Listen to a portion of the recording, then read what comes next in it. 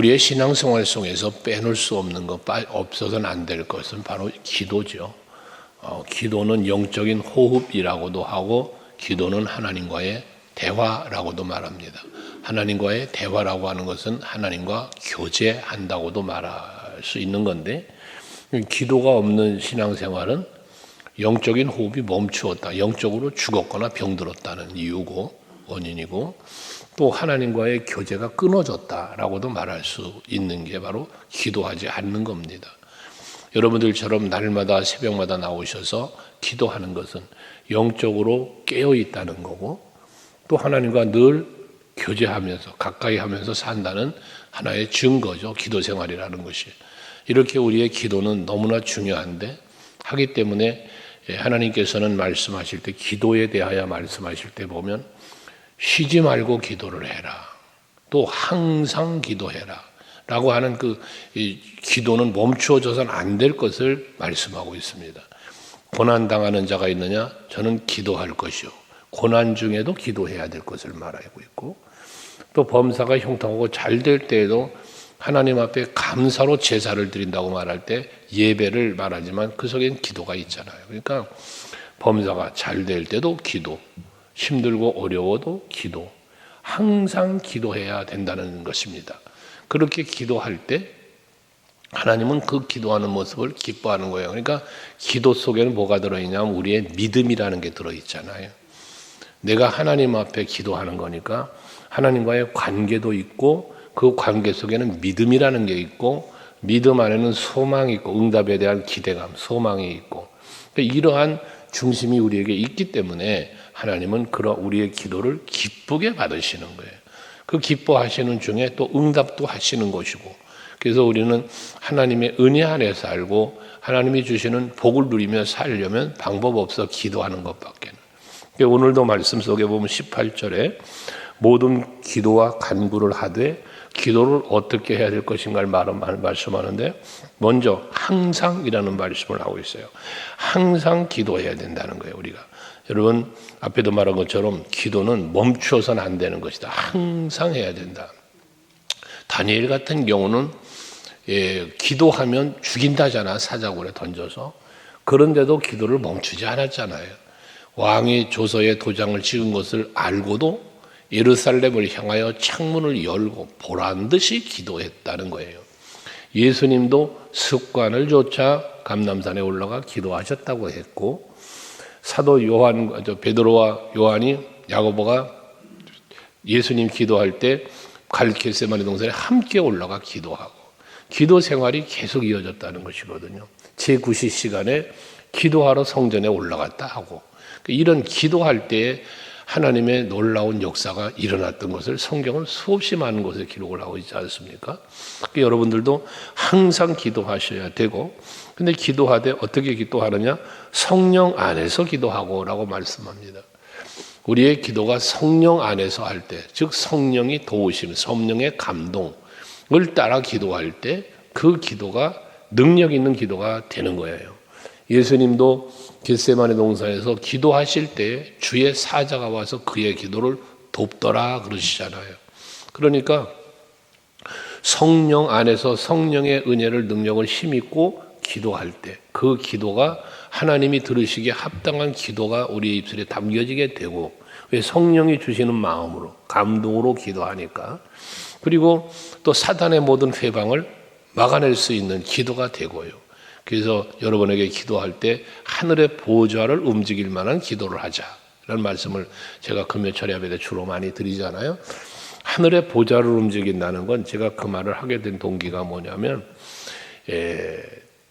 스데반 집사님의 순교 현장을 묵상하는 중에 그 말이 여러분들에게 시작된 건데, 스데반 집사님이 돌에 맞아 죽을 때에 보면 저들의 죄를 용서해달라고 기도하시면서 하늘을 우러러 보니 하늘문이 열리고 보좌 우편에 서서 계신 예수님을 보았다 그러잖아요. 그러니까 보좌에 앉으신 예수를 우리가 보편적으로 말하는데, 서서 계셨다는 이 말씀 때문에 그 스데반 집사님의 그 간절함, 그 순교의 순교하는 중심에도 하나님을 바라보며 하나님을 찾고 있는 그 기도, 이거에 감동받으신 주님이 일어서서 그 스데반 집사님을 영접하고 있는 모습으로 보여지는 거예요. 그래서 우리의 기도가 단순히 그냥 허공치는 기도가 아니라 그저 내가 바라고 원하는 것만 부르짖고 구하는 게 아니라 주님이 보좌에 앉아 계신 주님을 이렇게 세울 만한 그러한 감동의 기도, 그런 뜨거운 기도, 이것이 우리들에게 이루어져야 되겠다는 것입니다. 그걸 하나님은 성령 안에서라고 말씀하고 있습니다. 또 기도해야 될 것은 깨어서 구하기를 항상 힘쓰라라고 말합니다. 깨어 있어라. 제자들이 예수님이 그 십자가를 앞에 놓고 기도하실 때에 잠들어 있었잖아요. 그래서 깨어서 기도해라 하면서 뭐라 합니까? 시험에 들지 않기 위하여라는 말씀을 해요. 그러니까 우리가 깨어 있어야 하는 이유는 시험에 들지 않기 위하여예요. 기도도 마찬가지예요. 그러면 그 시험이라는 것은 마귀의 유혹이잖아요. 그 유혹을 내가 이기려면 깨어 있어야 된다는 거예요. 어제 아침에도 우리가 하나님의 전신갑주를 말씀으로 우리가 힘 입는 걸 말했는데, 말씀으로만 힘 입는 것으로 끝나지 말고 기도로도 깨어 있어야 된다는 것입니다. 근신하라 깨어라, 베드로 사도도 말하잖아요. 근신하라 깨어라. 사단 마귀가 우는 사자처럼 삼킬 자를 두루 찾느니라 그러잖아요. 그 마귀가 나를 호시탐탐 노리고 있단 말이에요. 나를 공격하고 미혹하려고. 그러니까 우리는 뭐 해야 돼? 깨어있는 영성을 갖고 늘 기도해야 된다는 겁니다. 정신을 차려야 되는 거예요. 깨어있다는 것은 의식이 있는, 영적인 의식이 있는 걸 말하는 겁니다. 영적인 무지, 무감각, 이 마지막 때에 일어날 만한 일들이라고 징조라고 예수께서 말씀하셨지 않았습니까? 근데 우리 여러분들은 무지한, 무감각한 성도들이 아니라 민감해 깨어 있어야 돼요. 그래서 이건 마귀가 나를 지금 미혹하고 있구나. 지금 마귀가 나를 넘어뜨리려고 하는구나. 이걸 발견해내는 거예요. 그러면서 하나님 앞에 기도하면서 내게 능력 달라고, 힘을 달라고, 이 마귀 사탄 이기게 해달라고 기도할 때 이김을 주시는 거 아니겠어요? 그래서 이렇게 깨어서 기도하는데 어떻게? 항상 힘쓰며 라고 하잖아요. 힘쓰는 기도예요. 야복 나루토의 야곱의 기도. 내게 복을 주시지 않으면 나 놀 수 없어요. 밤이 새도록 홀로 남아서 그 기도했던 야곱의 간절한 기도를 우리는 알잖아요. 그런 마음의 기도가 우리에게 있어야 된다는 거예요. 힘쓰는 기도. 그래서 주님도 너는 내게 부르짖으라 그러잖아요. 그 부르짖음이 뭐라 그랬어요? 간절함이라고 그랬어요. 간절함. 그 간절한 마음을 가지고 하나님이 응답하시지 않으면 나는 놓을 수 없습니다. 이 아침에도 아버지께서 내게 응답 주셔야 됩니다. 이 간절함을 말하는 거예요. 힘쓴다는 것은. 예수님도 힘쓰며 기도하셨다고 그러잖아요. 그 힘쓰며 기도, 힘쓰고 애써 그런 표현을 했잖아요. 그러니까 이마에 흐르는 땀이 마치 핏방울이 떨어지는 것 같이 그 간절함을 그렇게 표현했지 않았습니까? 여러분들의 기도는 대충 하는 기도가 아니라 짧은 시간을 기도해도 간절한 기도, 힘쓰는 기도를 하실 때 하나님이 그 기도를 들으시는 거예요. 그러면서 기도할 때 그렇게 항상 성령 안에서 깨어 힘쓰며 기도를 하는데 그 기도해야 될 기도 내용이 무엇을 위해서 기도해야 되냐? 물론 내 개인적으로 바라는 원하고 소원하는 문제들을 기도해야 되겠죠. 내가 소원하는 일도 기도해야 되겠죠. 근데 오늘 바울은 두 가지 기도를 저들에게 요청을 합니다. 그 요청하는 기도가 뭐냐? 첫째, 성도를 위하여 기도하라 라고 말합니다. 여기 성도를 위하여 기도한다는 것은 물론 나와 함께하는 성도들이에요. 근데 이 성도들을 위하여 기도하라는 말은 교회를 위하여 기도하라는 말이기도 한 거예요.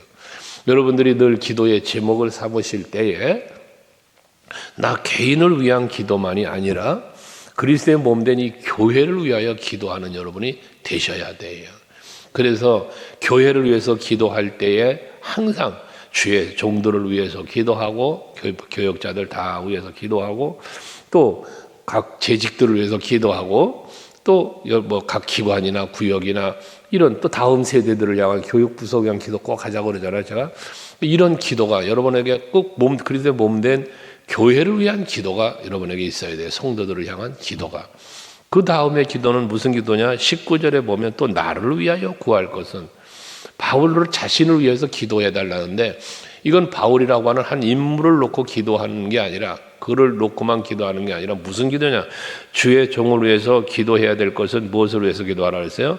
내게 말씀을 주사 나로 입을 열어 복음의 비밀을 담대히 알리게 하옵소서 할 것이니라고 말을 해요.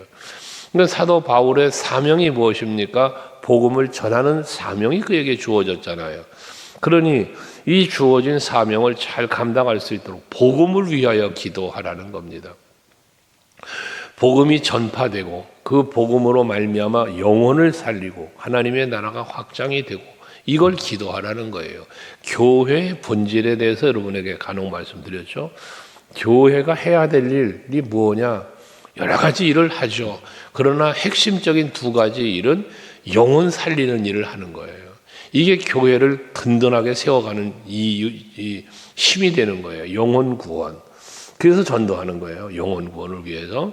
또 하나는 하나님 나라 확장이에요.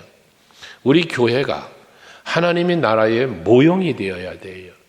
그래서 우리가 그 하나님의 나라를 자꾸 이웃들에게 알려주어야 해요. 이게 복음이에요. 이게 복음은 십자가 하나님 나라잖아요. 그러니까 우리는 이 교회가 할 일은 바로 그 일이라는 거예요. 그래서 전도하고 그래서 이웃들에게 복음을 자꾸 전하는 거거든요. 그렇게 그러한 사명을 바울은 가지고 있기에 바울을 위해서 기도할 때는 바로 복음을 위하여 이 복음이 널리 증거될 수 있도록 바울에게 힘 주시라는 거예요. 담대하게 이 비밀을 전할 수 있게 해달라고 기도해 달라고 부탁을 하는 거예요. 그러니까 여러분들이 기도하실 때에 주의 저를 위해서도 꼭 기도를 그렇게 하셔야 돼요. 우리 담임 목사님 성령 충만하게 영적으로나 육적으로나 강건하여 하나님의 말씀 이 복음을 전하는 귀한 사명 잘 감당할 수 있게 주옵소서. 이 기도가 늘 있어야 돼요. 여러분들이 예배하러 오셔서도 항상 기도에 빼지지 말아야 할 것, 예배 전에 하는 기도, 빼지 말아야 할 기도가 오늘도 예배하러 왔는데 우리 장로님들 늘 기도하시고 권사님들, 안수집사님들 기도하시잖아요. 그 기도처럼 여러분들을 매일 예배마다 여러분 개인도 기도를 하셔야 돼요. 오늘도 말씀을 전하시는 목사님 하면서 저를 위해서 기도하시고 그 말씀을 통해서 내가 더 영적으로 성숙하고 영적으로 힘을 얻고 강건하여 악과 싸워 세상과 싸워 이기게 해달라는 기도가 오늘의 이 예배를 통해서 내게 임할 은혜를 놓고 꼭 기도하여야 돼요. 기도할 때 꼭 주의 종을 위해서도 기도하시라 그 말씀입니다. 그것이 여러분들에게 더 큰 은혜가 될 줄로 믿습니다. 그러면서 20절의 말씀에 보면 이 일을 위하여 내가 쇠사슬에 매인 사신이 된 것은 이라고 말합니다. 지금 뭐 합니까? 복음을 위하여 복음을 전하는 일을 위해서 사슬에 매였다는 거예요. 죄수의 몸이 되었어요. 감옥에 갇혀 있는 거예요. 그러니까 그렇게 자유를 잃고 지금 뺏기고 감옥에 갇혀 있으니 쇠사슬에 매여 있으니 복음을 전할 수가 없잖아요. 그러니까 이 복음을 전할 수 있게 해달라고 이 자유의 몸을 달라고 기도해야 되는 거란 말씀이기도 하죠. 또 한편은 복음을 위해서 지금 바울은 뭐에 고난을 당하고 있다는 겁니다. 여러분 우리의 고난이 내 육체로 세상을 살기 위한 고난 때문에 기도하는 경우가 많죠. 질병으로 인하여 때로는 여러 가지 물질이나 기타 등등 세상적인 일로 고난당하는 것 때문에 하나님 앞에 부르짖고 기도하는 경우가 많아요. 근데 우리는 어떤 고난을 놓고 기도할 수 있어야 되냐? 복음을 위한 고난이에요. 내가 복음을 전하고 내가 영혼을 구원하고 하나님의 나라를 확장해 나아가고 그리스도의 몸된 교회를 섬기기 위하여 당하는 고난. 이게 여러분들에게 이 고난이 있어야 돼요. 이 고난을 잊고 그 고난을 이길 수 있도록 기도하는 여러분들이 또한 되셔야 한다는 겁니다. 우리는 영적으로 당하는 고난에 대해서는 관심도 없고 어떤 쪽에서는 영적으로 당하는 고난은 아예 없는 그런 신앙생활하는 성도들도 있을 수 있어요. 그건 잘못된 신앙생활인 거예요. 그 전에 육신의 욕심만 채우려고 육신의 필요만 채우려고 하나님 앞에 기도하는 게 아니라 내가 영적으로 더 하나님 앞에 몸을 들여 마음을 들여 시간을 들여 물질을 들여 헌신하면서 그 헌신을 통하여 겪어야 할 고난들을 이기게 해달라는 기도가 여러분들에게 있어야 된다는 겁니다. 그래서 복음을 위하여 고난도 당하고 그 고난을 위하여 기도할 수 있기를 해야 된다. 고난 당하는 게 싫다고 안 하면 안 된다 그 말이에요. 그러면서 21절에 22절에 보면 동역자 두기고를 이야기하는데 이 두기고를 지금 에베소 교회에 보내는 거예요. 에베소 교회에 보내는데 22절에 보면 먼저 우리 사정을 알리고 또 너희 마음을 위로하기 위하여 라고 말합니다. 두기고라고 하는 이 바울의 동역자가 있는데 이 동역자를 지금 에베소 교회에 보내는데 왜 보내요? 지금 바울이 처한 사정을 저들에게 알려주고자 보낸다는 거예요. 왜 바울의 사정을 알려줍니까? 그래야 저들이 에베소 교회 교인들이 바울을 위하여 기도할 수 있잖아요. 여러 가지 동역할 수 있는 방법들을 찾을 수 있는 거잖아요. 그러니까 그 사정을 알려주기 위하여 두기고를 보낸다는 거예요. 또 뿐만 아니라 저들을 위로하기 위하여 보낸다라고 말하고 있습니다. 에베소 교회 교인들의 입장에서 보면 바울이 오면 좋겠지요. 그러나 바울은 지금 쇠사슬에 묶여 죄수의 몸으로 감옥에 갇혀 있으니 갈 수가 없잖아요. 그래서 두기고를 대신 보내는 거예요. 위로차 보냈다 그 말이거든요. 그러니까 이 하나님께서 주의 종들을 세워 목양하게 할 때는 여러분들을 위로자로 하나님이 여러분의 위로자시잖아요. 그 하나님께서 주의 종을 대신 보내고 세우셔서 교회를 목양케 하고 여러분들을 위로하게 하는 이 위로의 하나님을 말하고 그 사역을 하라고 세우신 종이다 그 말이에요. 그거를 알게 해주시기 위해서 지금 두기고를 보냈다고 하는 건데 거기 보면 내가 특별히 그를 보냈다라고 말합니다. 특별히 보냈대요. 이 두기고라는 사람은 어떤 사람이냐? 특별한 사람이라는 거예요. 또 에베소 교회도 바울에겐 특별한 교회였다는 거예요. 성도였다는 것이거든요. 여러분 한 사람 한 사람은 하나님 앞에 또 목회하는 주의 종에게 다 특별하신 분들이에요. 그 특별한 분들에게 하나님 특별한 은혜를 또 베푸시는 거고요. 근데 이렇게 특별한 사명을 띄워 보낸 두기고는 어떤 사람이라고 21절에 소개하느냐 하면 이 21절에 보면 두기고에 대해서 사랑받는 형제요라고 말하고 있습니다. 먼저 사랑받는 형제요라고 했는데 사랑받는 형제라는 것은 칭찬받고 존경받고 인정받는 걸 말하는 거예요. 그러니까 여러분들도 신앙생활 하시면서 이렇게 두기고처럼 하나님의 일에 세움을 입고 쓰임받는 여러분이 되셔야 된다는 거예요. 이 연말이 되면 새해를 또 준비하면서 이 귀한 직분자들을 또 이렇게 세우게 되는데 부서 조직하고 가는데 그때 뭔가 책임을 맡길 수 있는 거 가끔 여러분에게 그런 얘기 했잖아요. 누군가에게 어떠한 책임을 맡기고 직분을 맡길 때에는 믿을만 하니까 맡긴다 그러잖아요. 뭔가 목회하면서 어떠한 일을 좀 맡겨야 할 텐데 시켜야 할 텐데 이걸 누구에게 맡길까? 이걸 누구에게 시킬까 할 때에 정말 믿고 부담 없이 말할 수 있고 시킬 수 있는 사람. 이 사람이 정말로 하나님 앞에서 또 주의 종에게 인정받는 거잖아요. 그게 여러분들이 그게 사랑받는 거예요. 에베소 교회를 누구를 보낼까? 바울이 생각할 때 두기고 하고 생각하고 보낸다는 얘기잖아요. 이 사랑받는 형제라는 표현을 한 겁니다. 이 아침에 예배하는 여러분들이 바로 하나님 앞에서나 또 교회적으로 주의 종에게나 성도들에게나 칭찬받고 인정받는 여러분들이 다 되시기를 바랍니다. 뿐만 아니라 사랑받는 형제라고 말하면서 다음에 보면 주 안에서 진실한 일꾼이라고 말하고 있습니다. 주 안에서 진실한 일꾼.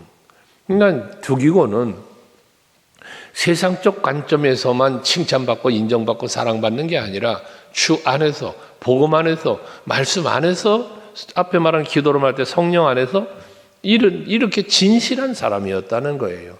그러니까 두기고의 믿음은 진실한 믿음이었다는 거예요. 거짓되지 않은, 가식적이지 않는 이런 믿음의 사람이었다는 거예요. 그래서 그를 신뢰하고 보내는 것이거든요.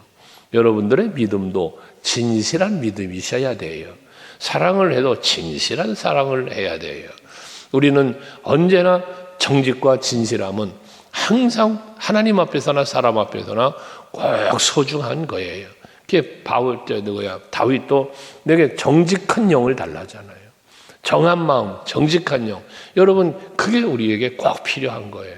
그래서 하나님 앞에 거짓이 없어요. 바리새인, 서기관, 유대인 얼마나 가증스러운 사람들이었습니까? 겉으로 보기에는 거룩한 것 같고 율법을 잘 지키는 것 같았지만 예수님 죽인 사람들이에요. 바울 핍박한 사람들이에요. 사도들을 죽인 사람들이에요. 우리는 언제나 진실함을 가지고 정직함을 가지고 살아가야 할 것이다. 그러면서 23절 마지막에 아버지 하나님과 주 예수 그리스도께로부터 평안과 믿음을 겸한 사랑이 형제들에게 있을지어다. 축복이죠. 예배를 마칠 때마다 축도를 하잖아요. 그 축도의 내용이 이 내용이잖아요. 은혜와 사랑과 평안이 있기를 축복하잖아요. 바울은 마지막 서신 마지막에 이렇게 성부, 성자, 성령 이름을 들어 저들을 축복하고 있다는 것이죠. 또 24절은 주 예수 그리스도를 변함없이 사랑하는 모든 자에게 은혜가 있을지어다라고 말합니다. 우리가 예수를 사랑하되 변함없는 사랑, 아까 진실함, 정직함을 말씀드렸습니다만은 우리가 예수를 사랑하고 그리스도의 몸된 교회를 사랑하고 서로를 사랑하고 이 사랑이 뭐에 변함없이 사랑하는, 시도 때도 없이 수시로 바뀌는 그런 사랑이 아니라 내 감정에 치우쳐서 마음이 좋고 기분 좋을 때는 사랑하고 내 마음이 언짢아지면 미워하고 이런 거 말고 변함없는 사랑, 하나님을 사랑해도 서로를 사랑해도 그런 사랑으로 서로를 사랑하기를, 그런 사랑하는 자에게 은혜가 있을지어다 했으니 여러분들도 하나님을 사랑하고 이웃을 그리스도의 몸된 교회를 사랑하는 일에 변함없이 사랑하는 여러분들이 되셔서 교회에 유익을 끼치고 하나님께는 또 기쁨을 드리는, 여러분도 그것이 복이니까요.